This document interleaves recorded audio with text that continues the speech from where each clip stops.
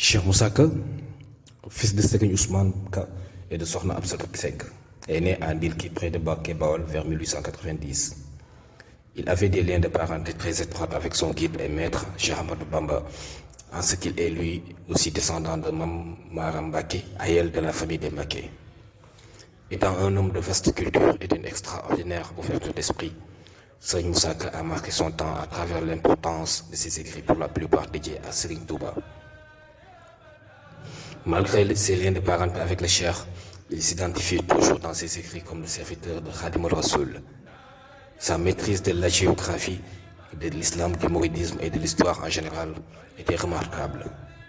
Ceci s'est reflété dans les nombreux manuscrits qu'il a produits durant son séjour terrestre. Il maîtrisait parfaitement la généalogie des grandes familles du pays. C'est d'ailleurs la raison pour laquelle les chercheurs de son temps s'intéressaient beaucoup à ses œuvres et lui rendaient toujours visite. De nos jours, encore nous n'avons pas pu déceler ailleurs des écrits comparables en termes de richesse et de précision à ceux de Cheikh Moussa Ka. En ce qui concerne son éducation et ses qualités spirituelles, Serigne Moussa Ka a effectué la majeure partie de son éducation auprès de son père Serigne Ousmane Ka.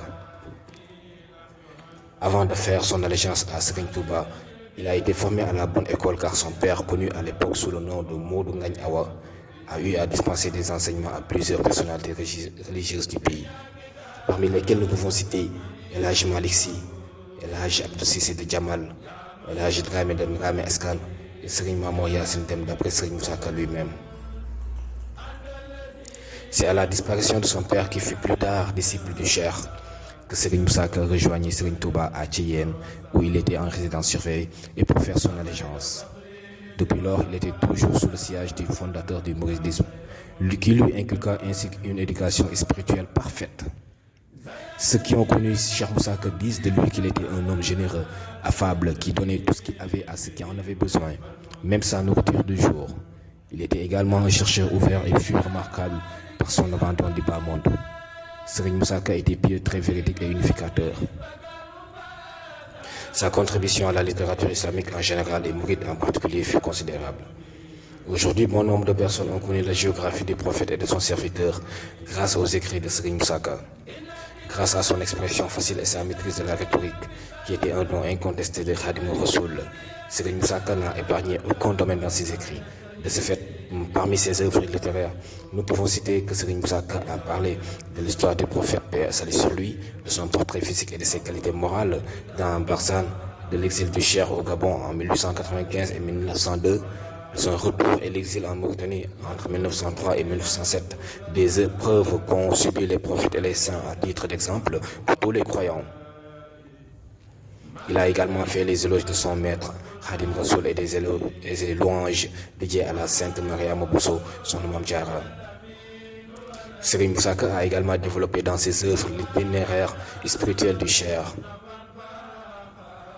de même que des exhortations à l'égard des femmes musulmanes et à l'égard des aspirants al-mourides, en plus de la dégradation des mœurs.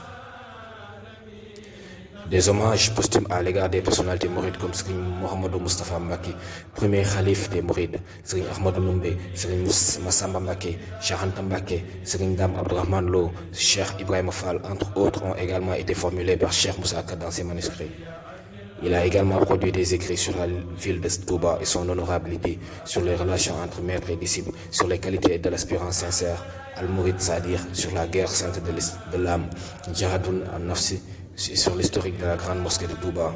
En fait, Serigne Moussa Ka fut l'un des plus grands savants de son époque et fut irrévocablement parmi les plus prolifiques sur le plan pédagogique, avec notamment un patrimoine didactique volumineux et riche, dans lequel on trouve des enseignements inépuisables dans plusieurs domaines.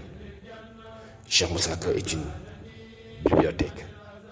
J'utilise le présent parce qu'il demeure toujours l'un des plus grands écrivains culturels islamiques du Sénégal.